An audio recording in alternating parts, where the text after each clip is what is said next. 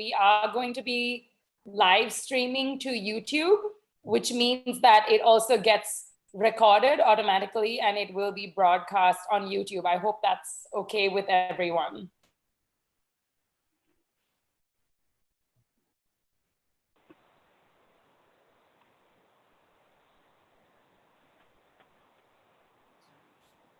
We're just going to hang on for a few minutes to account for Sri Lankan time, South Asian time.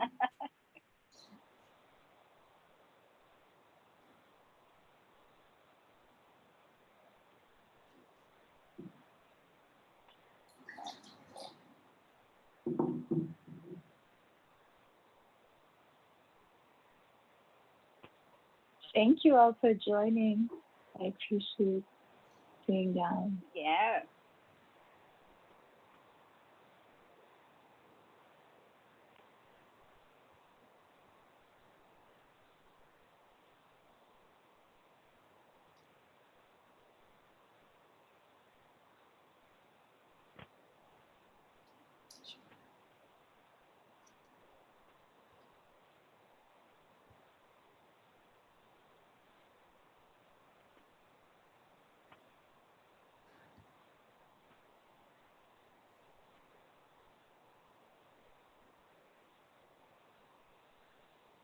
Okay, well, I think we're going to get started. Hi, everyone. Welcome, welcome. And thank you. Thank you so much for joining us. Welcome to FemCon's Pride Panel, A Talk Across Oceans. I'm Kimaya, and I'm based in Colombo right now. And just to repeat what I said about using this online platform, you can choose whether or not you use your video during this call, during this discussion. We would like everyone to keep themselves on mute, please. And then during our question and answer session, we will take questions into the chat dialog box. Thank you. So first of all, I'm just going to hand over to FemCon, a collective for feminist conversations, wonderful co-founder Suba, to talk a little bit about what we do and what this panel, what the purpose of this panel is. Thanks, Kimaya. Hi, everyone. I'm Suba.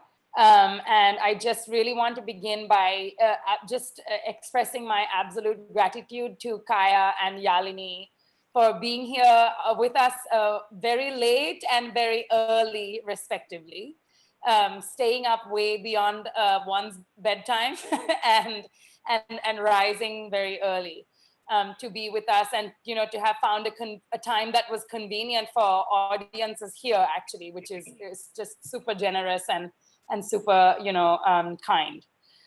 So we've been FemCon is a platform, really. We're a platform for intergenerational, intersectional feminist conversations, and we've been kind of facilitating these conversations and discussions for about 4 years now.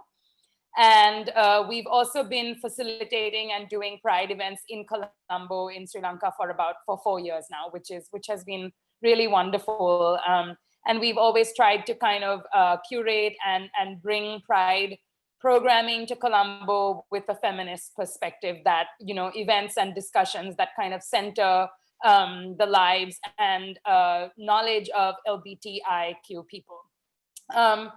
And yeah, I mean, in the past, we've had film screenings. We've had, again, like yourselves, excellent, discussants, speakers come and, just share their knowledge with us and their experiences. We've had wonderful film screenings, some workshops. And of course, typically we always end with a party, which is of course the fun part. Unfortunately, because of COVID and all of everything that's just happening in all our contexts, we're not able to be sort of physically together. But Yalini dreamed about us being in person, apparently. So I'm going to take that as a good sign. Because we are together, even if we're not together in person. And I think one of the really wonderful things about this moment is that it has compelled us to use this kind of platform, which, look at us, like we're literally talking to one person in Brooklyn and one person in Hamilton, New Zealand. And actually we wouldn't have done this if we'd been planning an in-person event. We would have found someone that could speak to us from here. So that I think is something that we also are very, very grateful for. So yeah, this is our 4th year doing Pride stuff, and we are really pleased to be convening this particular conversation in this particular moment. Because when we started talking about what we wanted to do for Pride, you know, we all agreed that it was kind of not right to talk about Pride without really taking stock of what was happening in the world, and you know, which is very important to us. And we kind of started to become very interested in the question of solidarity, and really asking how are the ways in which we can really recast the way in which movements have become kind of bound or sort of limited to certain spaces or certain borders in some way, and how can we really recast the way we look at you know, belonging in different spaces and in different movements. So that is the kind of impetus that drove us to convene this particular conversation with these speakers. So I'm not going to say any more, but we're so grateful that Kimaya was also able to step in and moderate this conversation. And we're, like I said, very grateful to all of you for being here, and especially to Yalini and Kaya. Thank you. Thanks, Suba. So yeah, just to pick up from there, we really wanted to just facilitate this particular conversation because we, as a collective, our community, we're very moved by the resurgence of anti-racist and anti-colonial movements, which obviously began as a response to the killing of Black people at the hands of the state in the US. So we're also interested in our role as queer feminists to create spaces for transnational solidarity, spaces that defy arbitrary borders, the nation state, imposed national and ethnic identities, and so on. So we're really pleased to have Yalini and Cayathri with us today. Thank you so much. I'm just going to introduce them. YaliniDream, who consults with Vision Change Win Consulting, is an organizer, an arts and wellness specialist with EM Arts, teaches social justice pedagogy and the arts at University of San Francisco, was an artist in residence at the University of Michigan Center for World Performance Studies, and has received the Jerome Foundation's Fellowship in Literature. And Cayathri, from a very young age, as a Tamil girl living amidst a brutal ethnic war in the north of Sri Lanka, Cayathri has been grappling with issues of identity and connectedness. Then she had neither the language nor the analytical tools to make sense of her experience as a dark and chubby girl from specific socioeconomic and caste backgrounds. While most of these were subjects of discrimination of different forms and levels that she faced, a few were also privileges.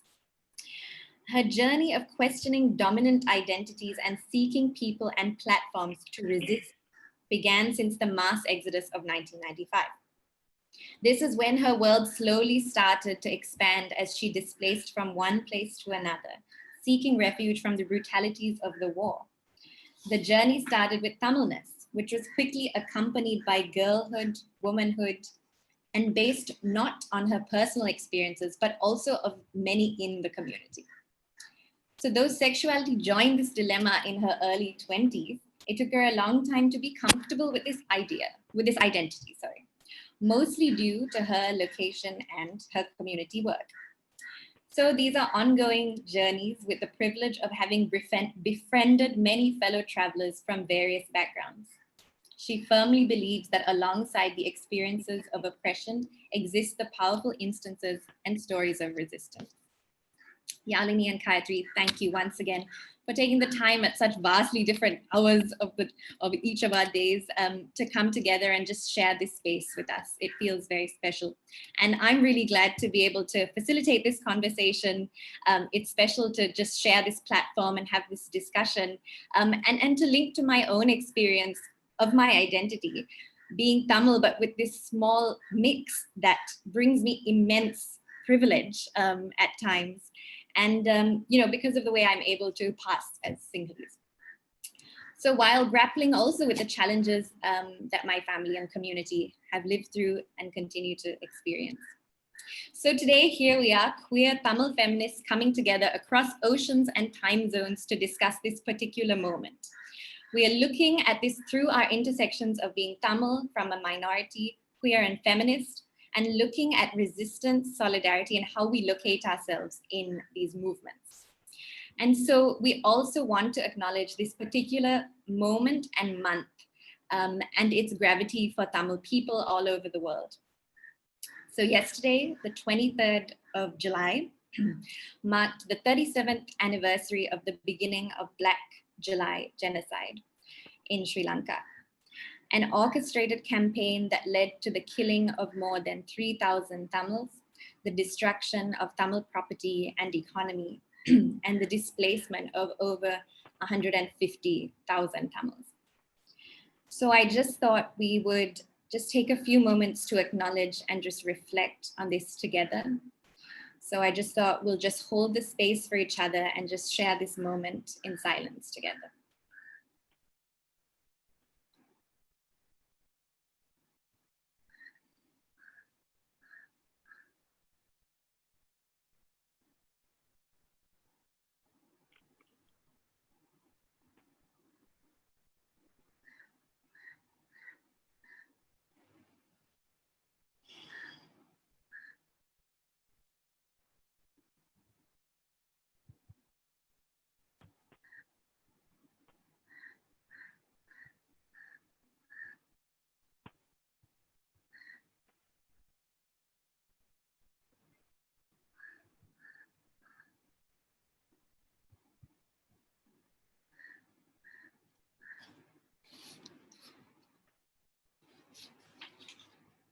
Thank you, everyone. And this brings us to our first question to Yalini, which is about another important moment in our history, which is unfolding right now, the long-standing violence that Black people are being subjected to at the hands of the state, and also the powerful resistance of the Black Lives Matter movement. So Yalini, how does it feel right now being involved in the struggle, also as we acknowledge the 1983 violence and the struggle of Tamil people? Thank you for that, for those introductions. And Cayathri, I loved also hearing your intro as well. It was very moving.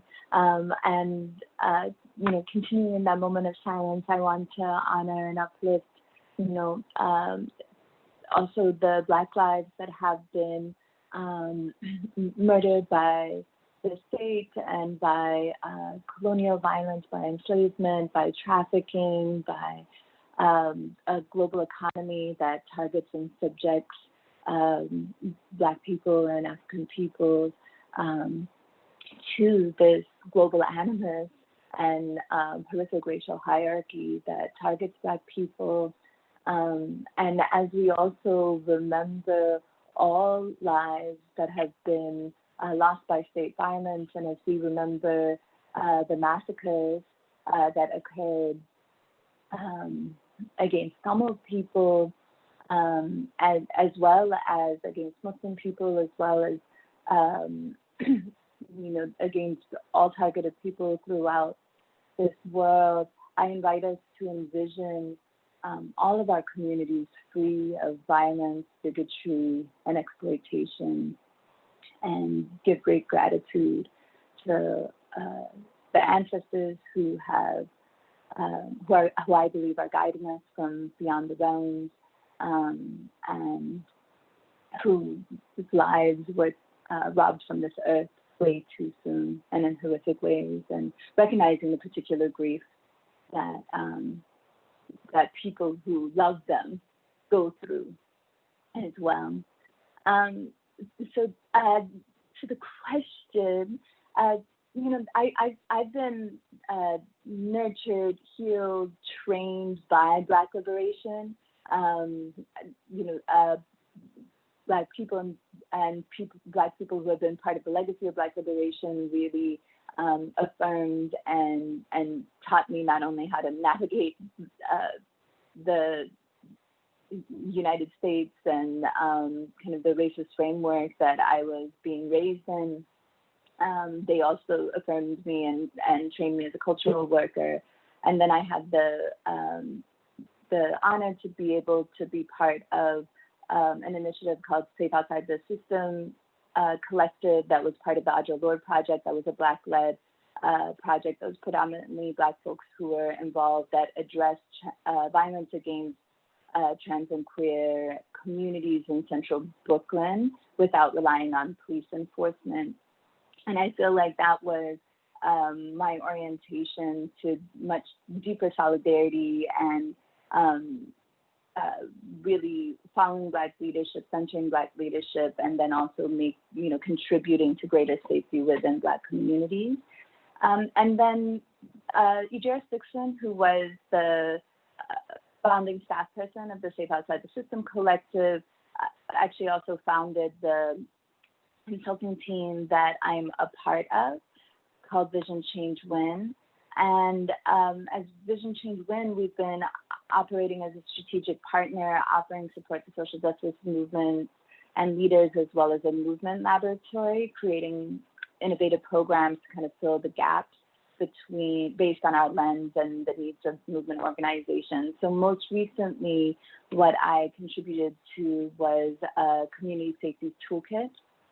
And then Vision Change Win is also doing a national safety and security school. So we are recognizing that in order to achieve abolition and in order to achieve sovereignty, we have to be able to keep our communities safe, and we need to increase the skills within our movements and communities on safety and security, recognizing that communities are being targeted at this time.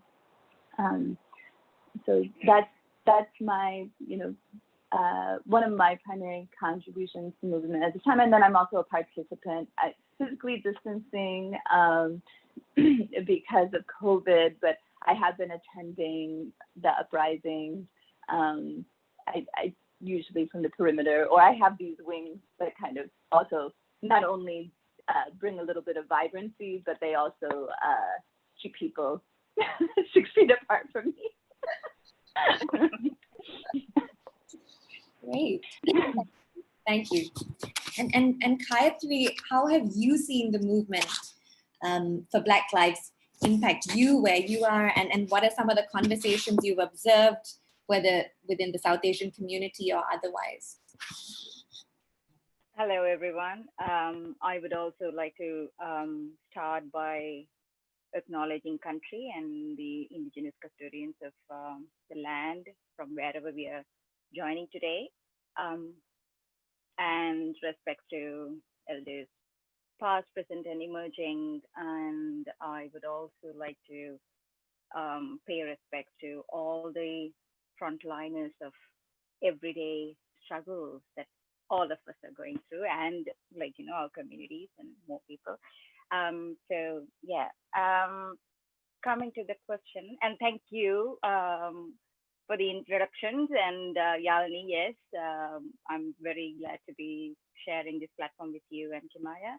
And I mean, speaking of transnational connections and transnational queer feminism, this is I'm just looking at the screen, and though I can't see everyone's faces, but I recognize most of the names. And thank you for all of you, for joining. And this is, I mean, I was feeling very sleepy a little while ago, but now I'm wide awake. So thank you for that. That's the connection and solidarity. So going to the question, I think Black Lives Matters of indeed, it teaches, it has been teaching us a lot, it has been ongoing for a very long time. But the recent uprising, I think for me, one of the lessons from there is, or what I would like to take is, while addressing the structural violence, the movement also makes sure, now more than ever, they made sure that the homogenizing of Black lives or Black narratives or Black experiences do not happen. For example, they are highlighting the LGBTQIA plus voices. They are highlighting women's experiences. They are highlighting persons with persons who are abled and I mean fall like on in different categories of the spectrum of abilities. So I mean that's um, for me like looking at what's going on in the US and in some other parts of the world. I must say not so much in Tura, which is New Zealand. I wish I could see more conversations and dialogues happening here. However, I think yeah, like I listen to a lot of podcasts and try to keep up with what's going on and keep in touch with friends who could update all of us. So my knowledge or my information comes from those sources, and I'm very glad to be experiencing it and learning from it. And yeah, that's one of my very one of the important messages for me. Not homogenizing their voices, their experiences. Thank you. Thank you.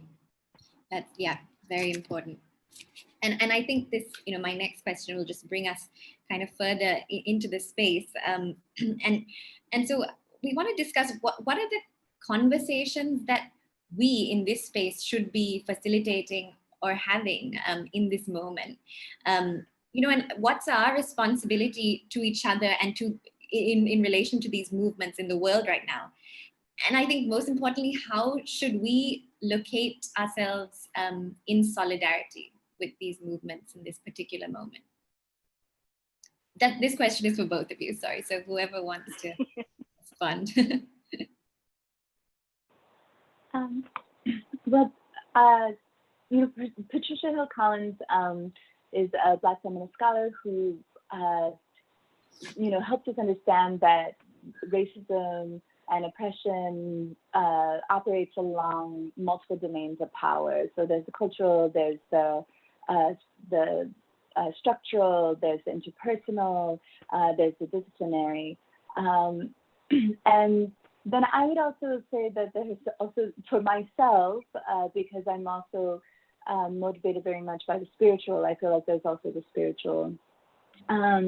And I think, so on a spiritual level, I feel like as Tamil people and as people of the island, there's a responsibility to honor our African ancestors, to be in deeper solidarity with, Afro-descendant people on the island, to recognize the history of our Afro-descendant people, of recognizing that we are in close relation to the continent of Africa, and to reorient our understanding of ourselves and our position in the world, not through a colonial lens, but through the ancestral, through the orientation to our ancestral neighbors and to the people that we've shared our island with, and the ancestors that have also been a part of our communities but have not been acknowledged because of colonization, casteism, and other forces. And then I think, structurally, we are, I think if we reframe, a part of bucking this colonial logic is, an indigenous scholar, Eve Tuck, has asked us to, has asked people for a moratorium on the damage narrative. And to really actually focus on our stories of desire. So for me, I'm thinking about what is it that we want as Tamil people, and what is the vision for our future? And I feel like when we focus on freedom, we find ourselves in magnetizing to other people who are fighting for freedom. But when we stick with this damaged narrative, it's easier to fall into this oppression Olympics. And it's a problem that I see in the diaspora as far as the way in which anti-Blackness shows up, is that there becomes this resentment, especially in the United States, where very few people know about, and when I say the United States, I'm talking about the colonial settler state, And thank you, Cayathri, for acknowledging I'm currently on the unceded lands stewarded by the Lenape, which also, has also been reclaimed as the People's Republic of Brooklyn for many decades by, from the colonial settler state. And we also acknowledge that these are the lands of the Lenape. That there becomes this feeling like, oh, people don't know how, about the programs against Tamil people. They don't know about our suffering. And there becomes this investment in talking about our suffering instead of talking about our freedom. And what kind of freedom do we want? Do we want, and I personally want an anti-caste, feminist, pluralistic freedom. And I also recognize that for our peoples to truly have freedom, that we have to also address the economic systems that subjugate people within the northern province and throughout the island. And when we focus on freedom, then our solidarities become so much more deeper. And I think we recognize, for myself, I recognize that this struggle for freedom that Afro-descended people, Black people have been fighting for, people whose ancestors have been targeted by slavery, specifically this centuries-long struggle. We have so much to learn about freedom from that intergenerational journey for freedom. And I think that, that deepens our loyalty and solidarity versus this competition, this oppression Olympics, which I think is really like the colonial white supremacist diversity model that has nothing to do with freedom. And so that's one way in which I'd like to just be for us to shift our way of thinking is, for me, solidarity felt natural as someone who is searching for freedom and for the skills and for the tools for freedom, and Black people adopted me into that struggle of freedom, and so that loyalty and that allegiance is very deep for me. Thank you, Yalini. That was just honestly a beautiful weaving together of this look for freedom. And yeah, thank you. I was really moved by that. So Cayathri, what about you? What would you like to say to this question? I'll try to, keep up to that. So thank you, Yalini, for that. I think taking the question to the context of Sri Lanka, like I mentioned earlier, like I have seen many of us getting, in a way, stuck in our journeys, or not really stuck, like, like when we try to understand social justice from or using certain lenses or analytical tools, we tend to get caught up in certain moments. Caught up in certain moments, or caught up in certain ideologies, or caught up in certain geographical locations and certain identities. And I think we need to move beyond that. And that's connecting to my earlier point of addressing structural violence, where definitely the state plays a major role in supporting or facilitating that. However, not really, addressing that is important, but also it's important to recognize and work with other forms of oppressions, other forms of struggles that happen within and between communities as well. And that, I think that significantly contributes to the structural violence. So if we only go with one narrative, or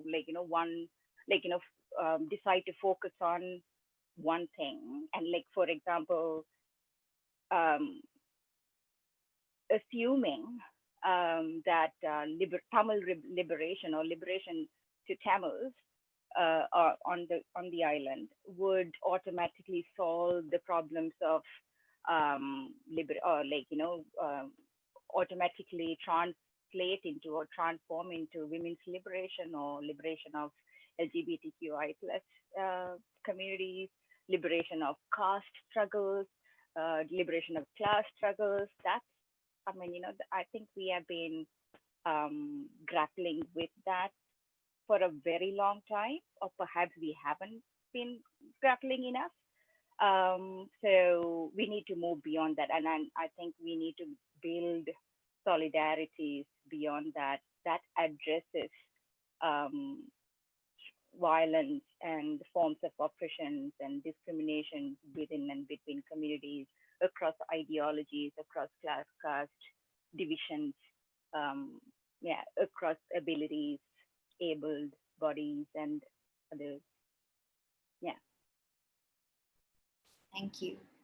So we're really moving towards this anti-caste, feminist, multi-narrative, multi-movement freedom. And so we'd also like to look at some of the experiences that we've seen from past feminists, from past movements and feminist movements. And so we'd like to explore, what do queer and feminist politics teach us about solidarity? And what are some of the strategies that feminists have used in your experience? This is an opportunity to tell a few stories about some of your experience, your work you've observed, work that has moved you, for both of you once again. Yeah. Yalini. Okay. So I think queer feminist solidarity, for me, it highlights a few points. First and foremost, it is love and connection. One of our queer feminist who is no longer with us, Priya Thangaraja, says, or once said, or she used to say actually, that like she found queerness through love. And I think like in all my work that I have done with her, mostly in the northern part of the country, that element of love and connection, or the sense of love and connection, in all forms was there. We felt, and we, in all the work that we did together with communities, it is, yeah, the presence of that was there. So that's like, that shapes our consciousness as well as how we relate to one another and how we travel in journeys together. Two, I would say being self-critical and critical of other movements,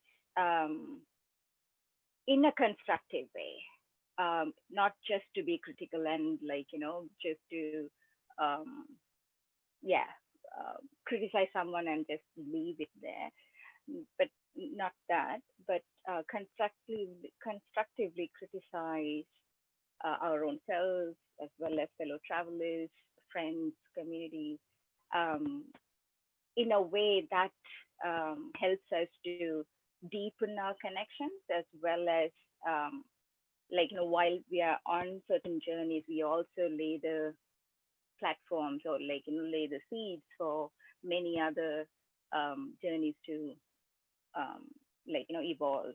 So that's something, that's also something that I have experienced, and I deeply um, like, nurture. And maybe like, another point would be to nurture platforms, or nurture whatever the form, I mean, medium that may be, nurture platforms where genuine experiences and like, experiences that are very difficult to articulate can be expressed in any form, not just by words, but by any form, in any format. So like creating such spaces or creating such platforms is important. And I think, yeah, queer feminist perspectives have helped me to be alive in uh, the work that I do. Or and when I say I do, like, yeah, it's not just me. Like, it's always with people, with collectives. These have helped us in the past, and yeah, it would continue to help, I hope. Thank you. I think that's an absolutely timely reminder that, this space is also for gratitude and for, acknowledging all of these movements and the people who have done the work, some who have passed on, just Mm.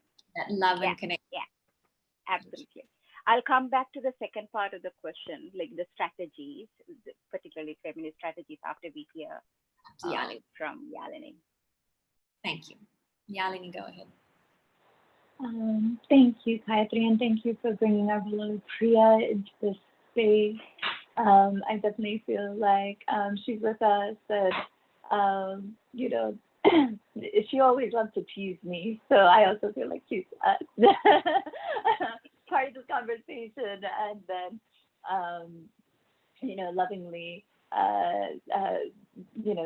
teasing from across the realms. And I also want to acknowledge that one of my theater teachers, a Black theater teacher who, recognized my skills and recognized also the racism that I was navigating, Dr. Stephen Gerald, who has passed on, and then another one of my best friends, Andre Alexander Lancaster, who I really came into this work with as well. And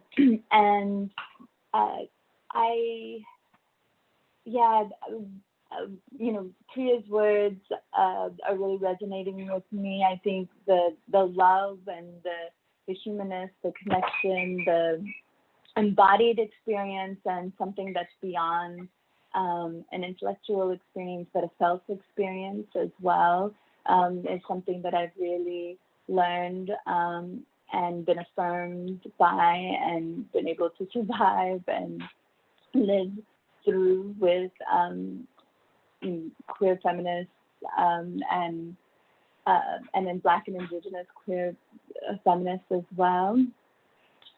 And I think what also really resonated for me from queer feminism is, as a minority of a minority of a minority, as a Tamil, Catholic, queer, there's no other choice but to make solidarity. But there's also, and also thinking about, this journey for freedom, and to clarify earlier that the damage narrative and the desire narrative are not in opposition. The desire narrative still accounts for histories of violence in our desire for freedom. And I think what queer feminists recognize is that there are often for many people in our communities, there's multiple forces of violence that people are contending with. And that's also what really, when I volunteered in refugee camps in Tamil Nadu and heard, and Priya was also, part of that work, listening to all of the stories of, Tamils that had fled in 2006, 2007, 2008, was that they were contending with multiple intersecting forms of violence. And I think as queer feminists, we recognize that we have to, from the home to the street to the state, all of these forces have to be addressed. And what I have felt so affirmed by the leading forces of Black Lives Matter, who are Black feminists, and includes, Opal Tometi and Alicia Garza, Patrice Cullors, is that all Black lives matter. And that really resonates to me. All Tamil lives matter. All lives of people who are persecuted and targeted by these multiple forms of violence, all of their lives matter, and that what we're trying to do is transform the structures, the cultures, all the domains of power that allow for these multiple forces of violence to enact upon all of the different communities that they target. Thank you. And Cayathri, would you like to add just the strategies you were thinking about? Yeah, just a couple perhaps. So we did, or Kimaya remembered the 83 riots that happened in the south of Sri Lanka against Tamils. I think one of the strategies that feminists have been using for a long time is to be proactive or proactively engaging with social issues beyond the question of or beyond the woman question, like not limiting themselves by addressing only women's issues through the gender lens, I guess. So I'm going to quote yet another queer feminist activist and very, I think, very dear, another personality that made a huge difference in most of our lives, Sunila Abesekar. She's also no more with us. But so she writes in 1999, I quote, in 1983, shortly before the anti-Tamil riots of July that year, a group of women's organizations from different parts of the country came together as the Women's Action Committee. Their principal slogan was the acceptance of the principle of self-determination and calling for an end to the war and the repeal of repressive legislation. In each celebration of the International Women's Day from 1983 to 1987, there was always a Tamil woman speaker, and the banner on the screen behind the speaker always read, quote, respect the right to self-determination of the Tamil people.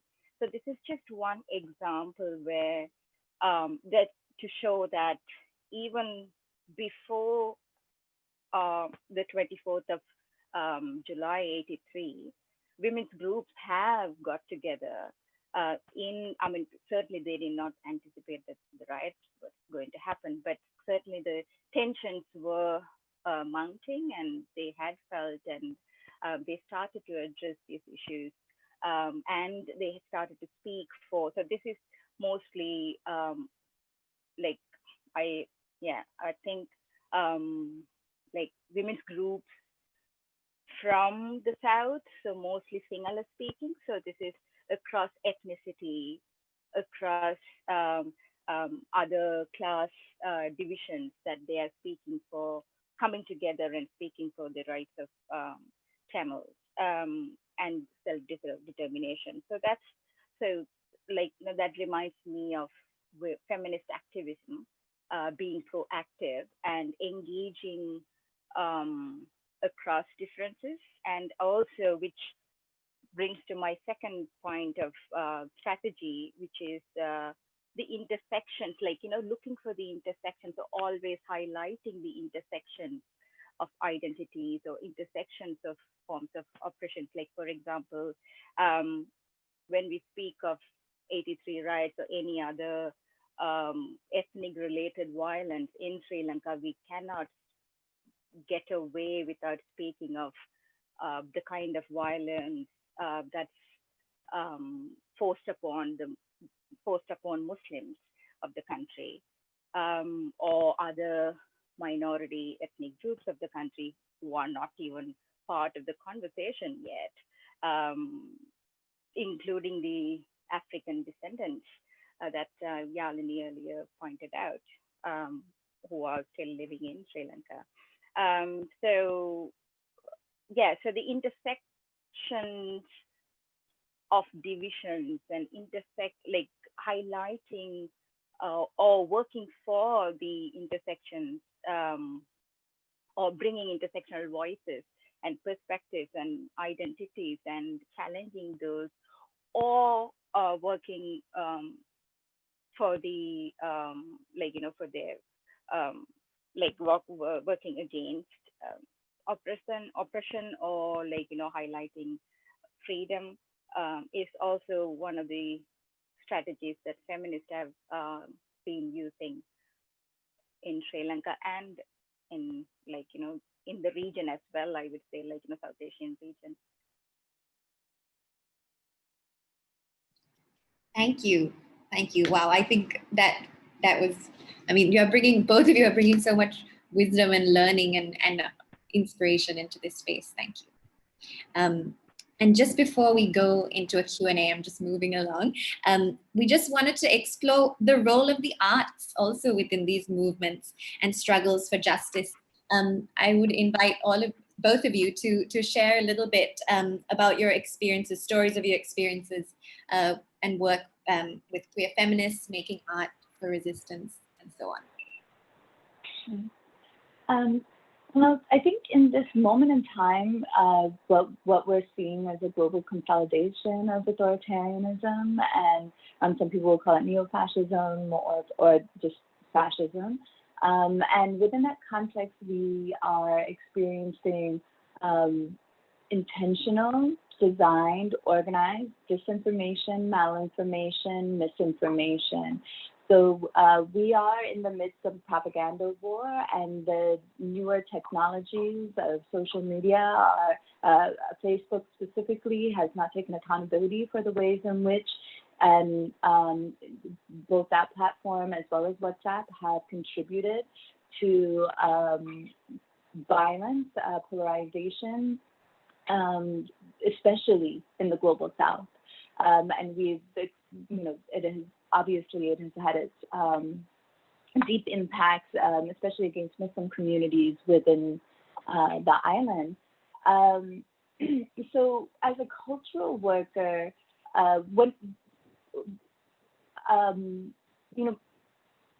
listening to some journalists and medical journalists speak about COVID-19, they spoke to how in an atmosphere of active disinformation, more information and more facts actually doesn't necessarily help. It can actually pour fuel on the fire. What has to happen is a disruption of the framework itself, right? So we have to disrupt this polarization, these binaries that are being created that put us in opposition and serve supremacy. So for myself as a performer, I think that, one of the first kind of polarizations that I contended with was actually, there's many, but I think one that I learned so much from was within our own Tamil community.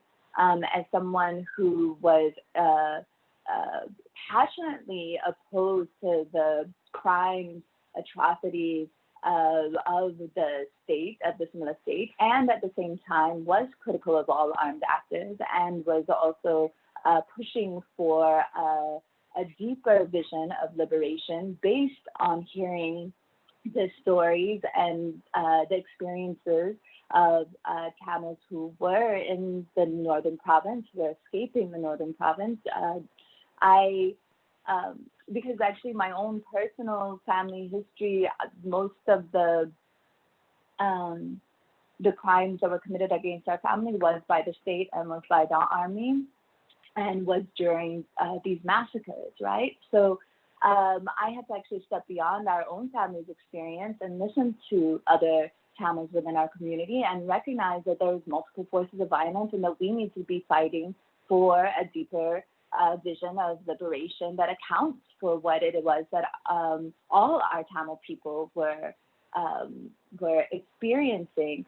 And so if I just talked about it, I just ended up getting placed into this debate, which is like, the LTTE versus the state, or Tamil versus Sinhala, and as soon as I started critiquing our power structures within Tamil communities from a place of love, from a place of loving our Tamil people so much, people would be like, oh, Yalini is an apologist for the Sri Lankan state.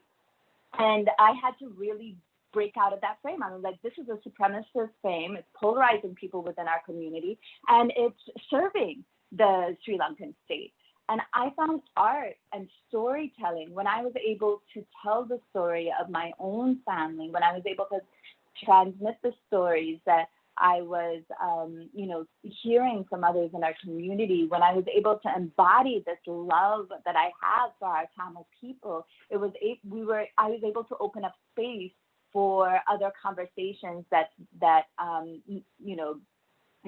extreme militarization and war had kept our communities from being able to engage in. So, for me, it's very important that we have a clear cultural strategy as cultural workers and artists during this time. And I think the economic conditions make it really hard for us to be able to come together as artists and be able to strategize in coordination. But I think if we don't, we will become pawns of neoliberalism as well as the propaganda wars. So we have to consciously, intentionally, as artists and cultural workers, be really clear that we're against fascism and we have a specific role in fighting fascism and authoritarianism, and understand that part of our role, not the only thing, there are many different roles. That we have roles as healers, as truth tellers, but one of our roles is to disrupt supremacist frameworks, and to and one of those supremacist frameworks that is happening against Black people is this idea that being against police violence, they're pitting it against what is being framed by the supremacists as Black on Black crime. But if we listen to those stories of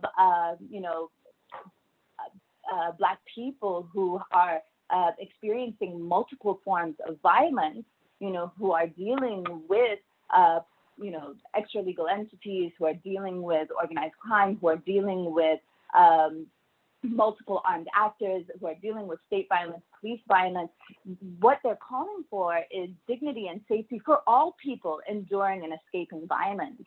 And so that's our responsibility of cultural workers and cultural strategists, is to really disrupt these supremacist frames and affirm what communities' desires are, which is freedom, safety, dignity, and nourishment, care, creativity, the ability for us to unfurl in our magic and wisdom. Thank you. Wow. Couldn't be more important and practical as well. Thank you. I think Subha is about to make a little announcement before we get to Kaya. Yes, just to say, go ahead and start putting your questions in the chat box, because I think after this question, we will be moving to Q&A. So if anyone has a thought or a burning question already, please feel free to put it in the chat box, and I will come to you when it's the Q&A time. Thank you. Thanks. Just to add to what Yalini just said, I think art has played a major role in, not just in Sri Lanka, like when it comes to expressing difficult experiences and emotions around different forms of oppression across the world. Art has, communities have used various forms of art to express their experiences. So, Sri Lanka is no exception. Definitely the minority communities or anyone who is on the island, who are in any community that is facing discrimination or violence is certainly using it. For me, I mean, I think to me, like when I was growing up, I think my social consciousness, art played a like significant role in the development of my social consciousness when I was living in Jaffna as a teenager in the 80s, late 80s, early 90s, going to watch street plays, street dramas, late in the night or really odd hours of the day. We would go, I would go with my family or my older siblings. That was definitely one of the ways that helped us to keep our consciousness, alive. Or for me as a small girl, while experiencing a war that was going on, and experiencing as a girl child, experiencing many other things in my community, family and community. That helped me, those performances and people who performed, those characters um, definitely shaped my consciousness around how I viewed my own self and yeah, my community and the struggles that we were going through at that point of time. And just to say, also to say, I think feminists or women, um, and lately people who identify um, beyond the binary of genders have been using poetry as a tool as well. If that, I mean, I hope poetry is also considered as an art form, if I'm not wrong. So poetry has been a tool, um, for a very long time, and there's beautiful poetries from communities in Sri Lanka. Yeah. So, Thank and I you. think we need to have more time for questions. Yeah, yeah. So we'll now move into, if there are any questions, please do write them into the chat. Yeah, I don't see anything in the chat box at the moment. Okay. But I hope that everyone here has some questions for our amazing, oh, there we go. Geeta, I'm to Geeta Balakrishnan. Thank you for your question. I'll just go ahead and unmute you so that you could actually ask your question yourself.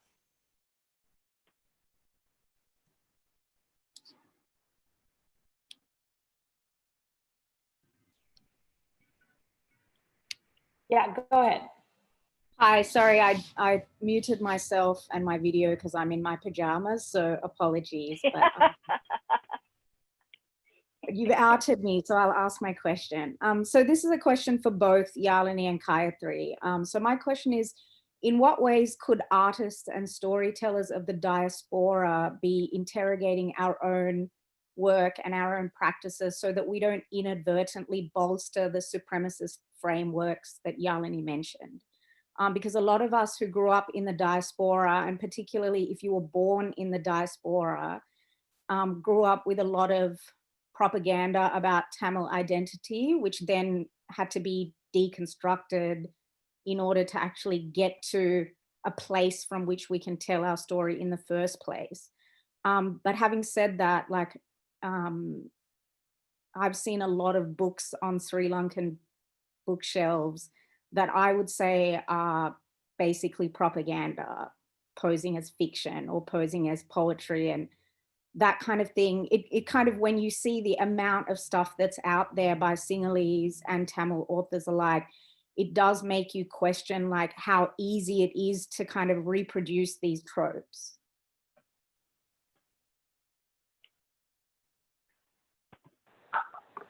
Thank you.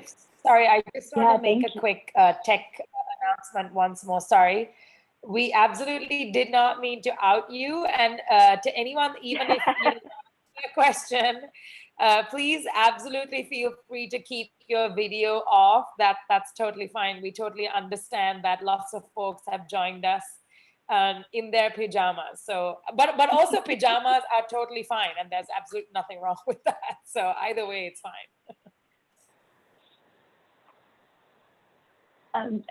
Cayathri, I think you will also have insight for this, but I can start us off. And thank you, Geeta. I think that's a really, really important question, and and it's been, you know, a journey for myself as well. I feel like, you know, it's important for us to really reflect on our own values and our own politics. So I think, you know, I came to an understanding that ethno-nationalism, to me, I see it as like shitty leftovers from white supremacy and colonization. I think, you know, these ideas of national borders, the ways in which, you know, the world is divided in this moment, and ethno-nationalism specifically being a framework was something that was imposed upon us by colonial white supremacists. Who were like, we're going to divide up the earth into these sections and say people who speak this language are in this section, people who speak this language are in this section, and we're going to say that these are some sort of essential, you know, frameworks. But I guess as far as like artistic practice, what helped me come to the politics and the understanding that I'm in is to really, really acknowledge the deep and nuanced truths. I think there's a way in which these propagandistic ways makes us only listen to some parts of the truth. So yes, you know, my family members were, you know, attacked by the army and the state and by Chinese people, but there was also these other little nuances within stories. So, you know, the family that actually hid my auntie, uncle, and cousin during the '83 massacre was actually a Sinhalese family, you know. They're also, my, you know, my mom was very upset about Alfred Tureta, and you know, there was more within the narrative about the Tamil experience than just the ways in which we had been attacked by the state. So I think I knew that from a child, you know. I heard the fights within community. I heard, you know, my mother mourning for other Tamils who didn't fit into these narratives. I learned so much through friendship, you know, and learning also about the experience of my friends whose family members had been targeted by the LTTE. And I learned from listening to my relatives in Canada who were like, I couldn't afford when they came knocking on the door to give money, and I being stressed and scared, and then my cousin feeling like he has to embody a certain level of masculinity in order to be able to defend his family against people collecting money. It's like, you know, there's so many stories within our communities, and I think if we listen with love, then that really actually helps us understand the nuanced experiences that don't fit within these polarized binaries and this supremacist propaganda. And what we're doing is we want to listen to all those stories so we can better understand how we can achieve freedom for all people, for, you know, and freedom for all Tamil people. And I think if we're able to create a framework and a strategy that creates freedom for all Tamil people, then I think we can model how it is freedom for, you know, all people ultimately, right? So, and all people of the island, all people of this world. And I think that's, you know, the way in which All Lives Matter has been co-opted by white supremacists. Black Lives Matter is about ensuring that all people have freedom in this current context. Black people do not have dignity, freedom, and safety. It is not guaranteed to them, even if people, you know, follow the supremacist narrative and move to the suburbs and, you know, do what the American dream says. And, you know, Trayvon Martin was in a gated community and was killed by the police, right? Mr. George Floyd left the Third Ward in Houston, went to Minneapolis, was reestablishing a new life for himself, trying so hard to escape some of the violence that was occurring within the community that he was raised in, and then was killed by the police. And so, you know, I think as artistic practice, listening to our own truths, extending that deep listening to our communities, honoring those truths, or honoring the complexity of our experiences is just a very important part of disrupting the supremacist narrative. And as far as the bookshelves, I have a lot of empathy for what you're talking about, because, you know, I think neoliberalism rewards supremacist frameworks. And so we do find ourselves, it would have been easier for me in some ways, if, especially with American diversity in the arts, where I'm supposed to represent my community. And so by not neatly, you know, representing a, you know, a dominant Tamil narrative, or not neatly representing a dominant Asian narrative, that actually has had costs as far as, you know, the spaces that white supremacy curates.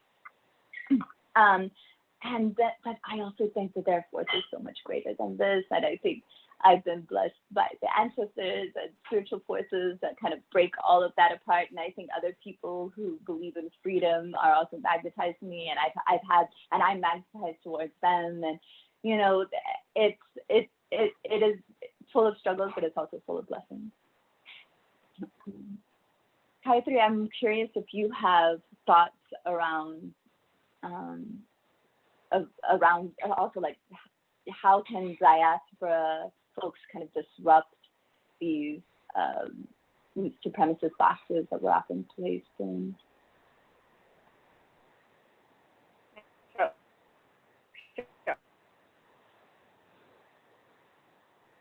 Uh-oh, it might be frozen. Sounds like a connection. Thank you.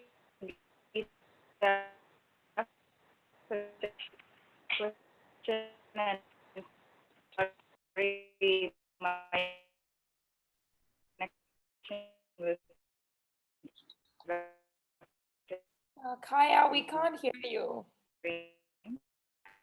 I know. Oh no, I think we lost her. Dropped off Hopefully earlier. she'll be back, and then hopefully that will help with the, hopefully logging out and logging back in might help with the quality as well. Do we have any other questions in the meantime? Since we have Yalini captive here, all on her own.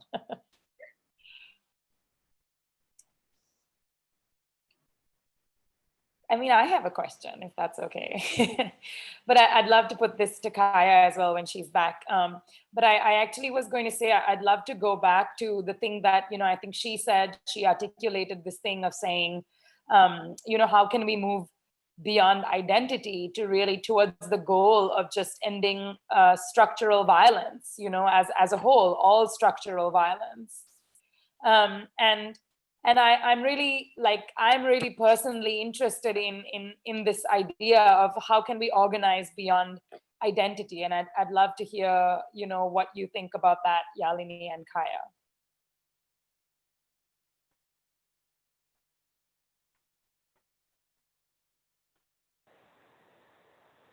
I'd love to hear from Cayathri. I think it's frozen again.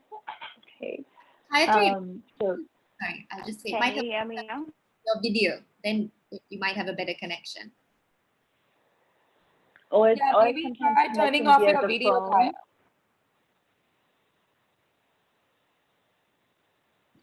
Are you? All right. So how do we? Well, you know, it's very interesting because I think when I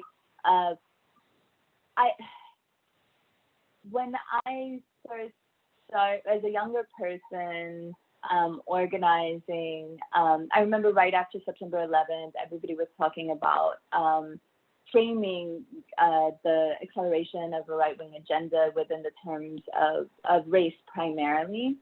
And I wanted to also frame it as in a more intersectional way, that's something that was a violence that was also cultivating gender violence, and a violence that was also a neoliberal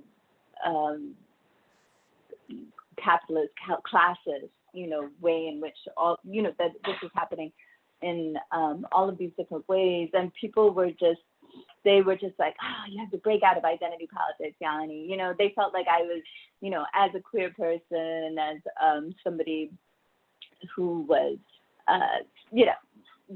quote unquote gender oppressed or what have you, that I was operating from a place of identity politics. And it was really frustrating and heartbreaking. And I think also for many caste oppressed communities and people from oppressed religious backgrounds, sometimes people will be like, oh, you got to break out of this identity politics, right? And so I would like to align, because I think identity is actually a really important entry place, and not just an entry place. I think it's like for people who are multiply targeted,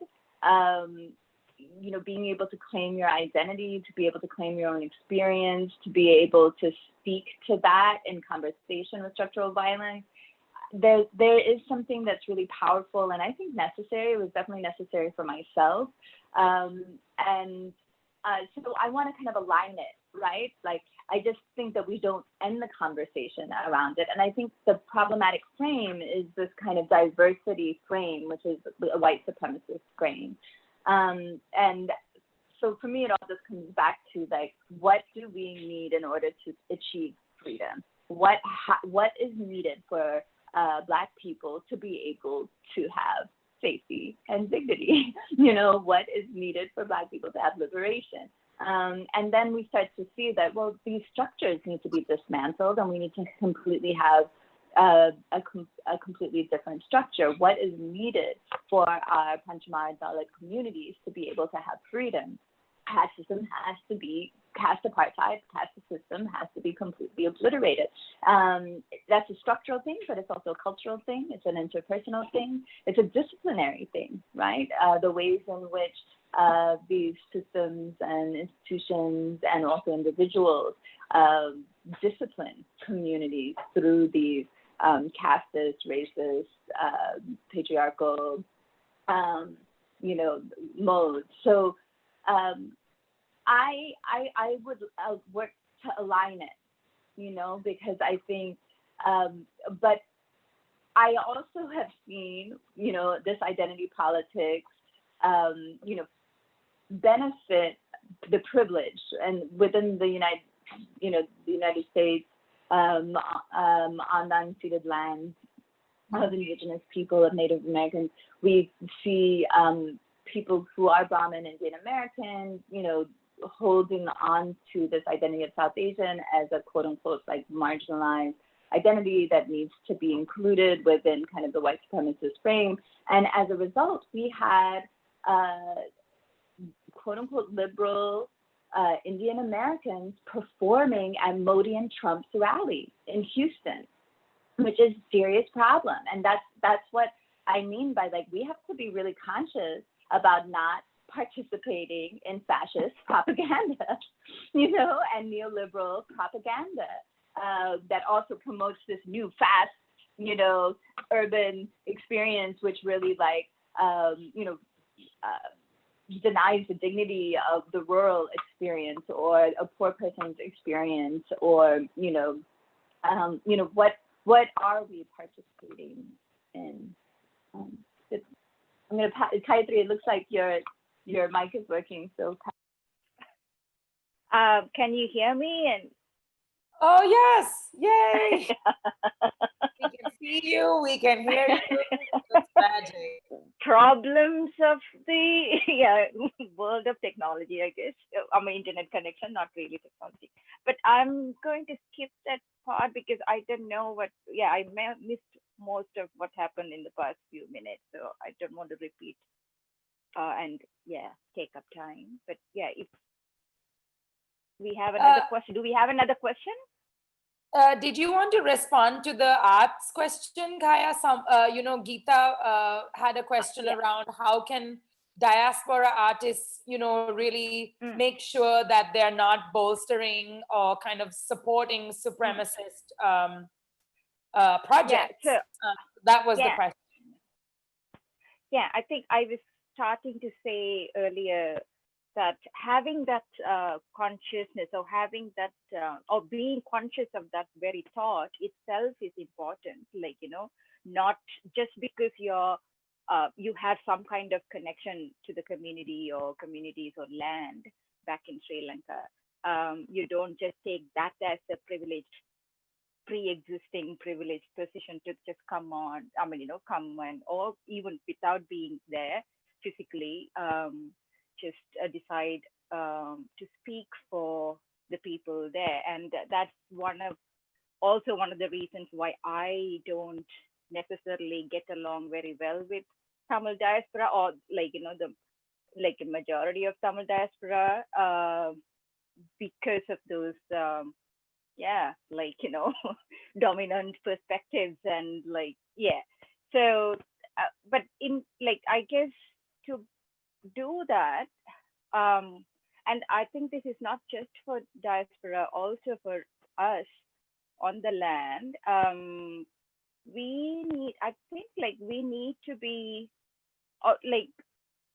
whatever the questions that we ask in relation to history, and how to understand forms of oppressions along ethnicities, all these different forms of oppression.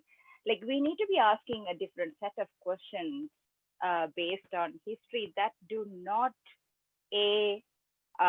seen through, I think Yalini mentioned, through the colonial lenses.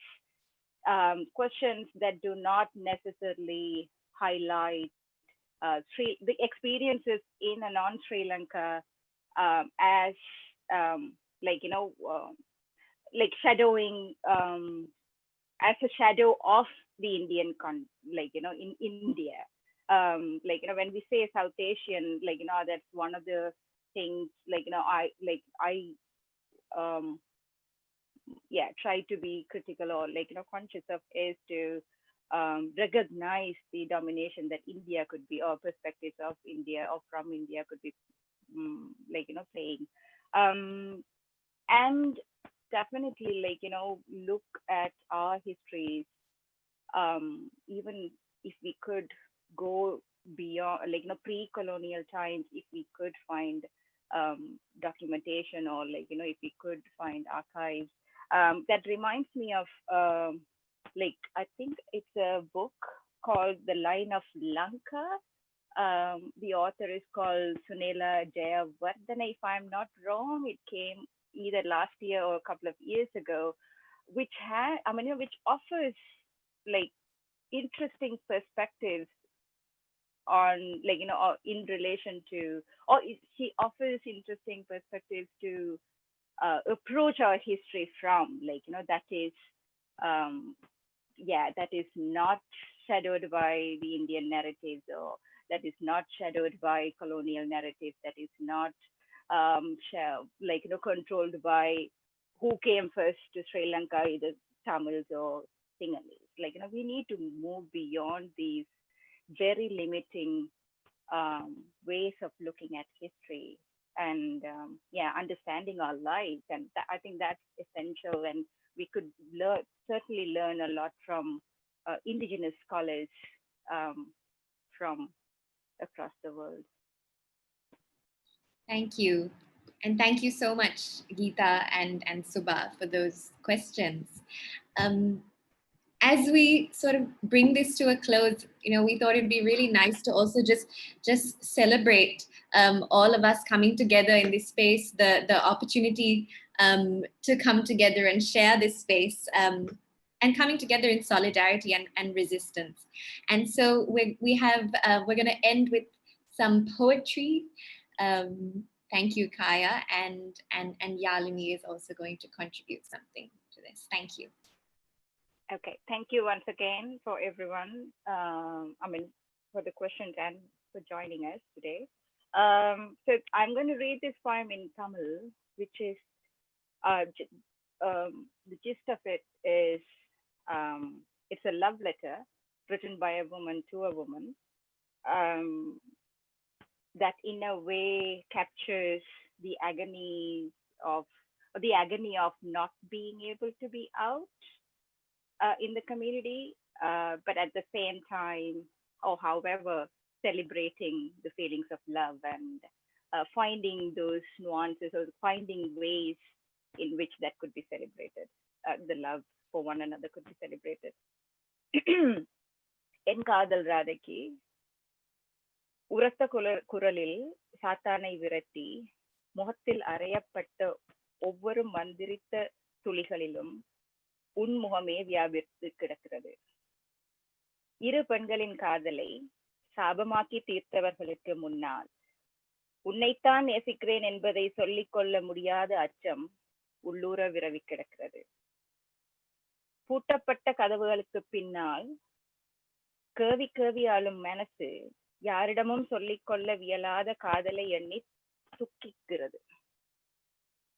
புயலோயும் ஒரு நாளில் அழுந்த பதித்து விரல்கள் கோர்த்து திரியும் வரை வானவில்லின் நிறங்களுடன் கருமையையும் சேர்த்து நம் காதலை வரைந்து கொண்டாடிக் கொள்கிறேன். Meera. Thank you so much. Thank you.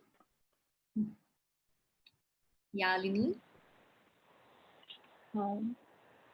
I have a poem, and then I thought, since you usually end with a dance, that maybe I'll dance a little as well, and if others want to dance, we could dance. And I don't know if somebody wants to pull up a soundtrack for us. On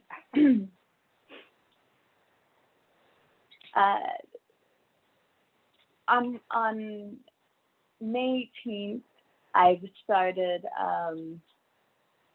an embodied practice of honoring the lives killed, murdered during the war. And each year I've been gifted a poem, and this is the one that emerged this year.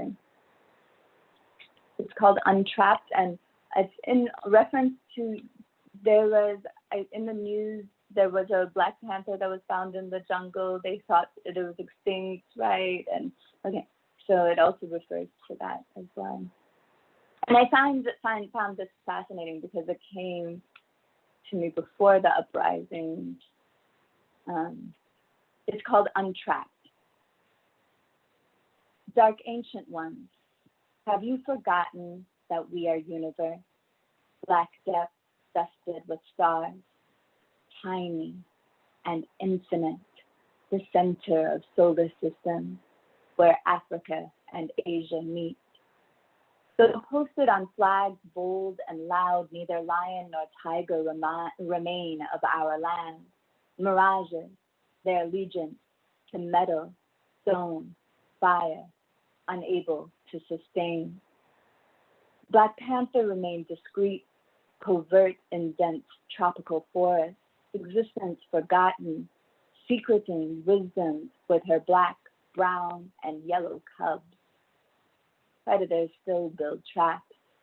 After slaughter, they celebrate, skin, and put hide on display, declaring what was captured and killed was the last. But even their history shifts. Generations pass, and what was perceived as extinct mutates, evolves, emerges, untrapped, spotted, expanding freedom, magnetizing alliances with the wisdom of the forest, allegiance to earth, water, seed, nourishment. Awaken memory. We are universe, black, ancient, justice with stars.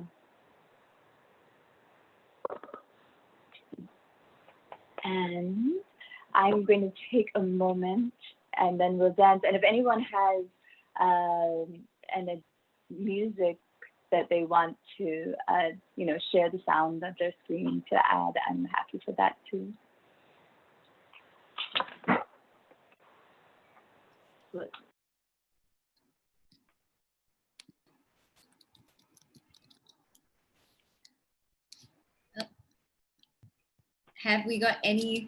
Has anyone got any requests? I can just get YouTube going.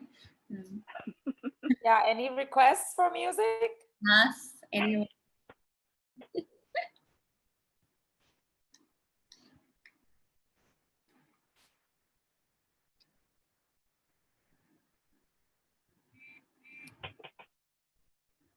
Okay. Yeah, I think we've Shall I share? Yeah, we've got something. Shall I do it from mine, Subs? Or? Yeah, okay. Give me a second, just getting this going. Oh, wow. Look at that. Okay, hold on a second, internet.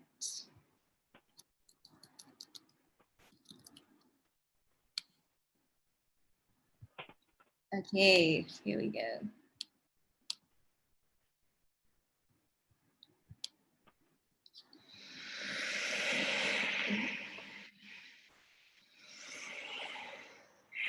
Is that him?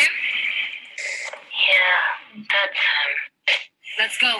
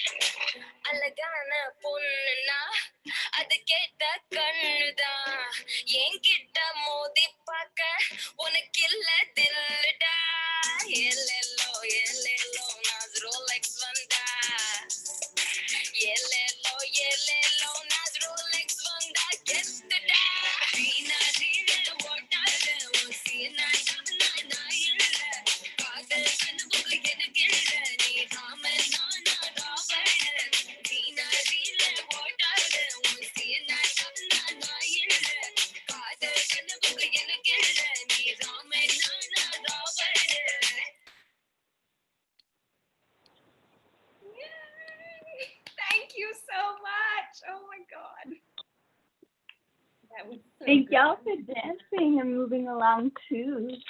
That was beautiful. So much fun. Thank you.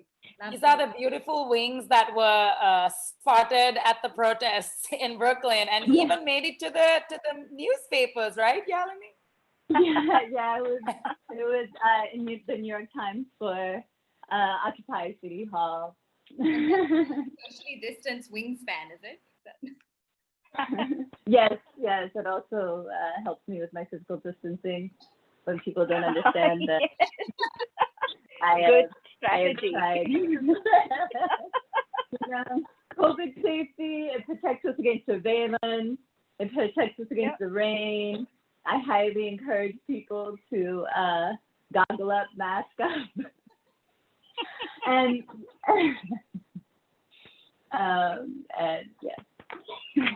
So, I mean, it's not accessible to everyone. I recognize, like, especially goggles. Here, when so many of the demonstrations are being tear gassed, it helps to see. It helps to see in the midst of tear gas, and so for those who can have access to tactical, especially if they're ballistic ready goggles, because there's also rubber bullets and other forms that are being shot at people right now. So and if institutions that have money can buy goggles for protesters, it helps a lot when people can see in the middle of tear gas. When people are just running and they can't see where they're going, it adds to the mayhem. Thank you. Thank you. Wisdom, and I think this is definitely something we should try to do again soon. Because it was really I'm just going to bring it to a close. We're a little bit over time. Thank you once again, Yalini, Cayathri, for taking the time at these various times and just coming into this space and just sharing all of that amazing knowledge and just sharing you. Thank you. And Suba and FemCon, thank you very much for organizing. Tehani is also here. And thanks everyone for joining us. Thank you. Really enjoyed that. And we'll have there will be some kind of recording that we can share. So feel free to share. This will just go up on our YouTube, and if anyone's on Instagram, you can just follow us on FemCon Sri Lanka, where we put most of our content and announcements of these kinds of things. So you can just follow us there. But yes, thank you very much from the bottom of our hearts. Yeah, great. Thank you. Hey, take care, everyone. See you.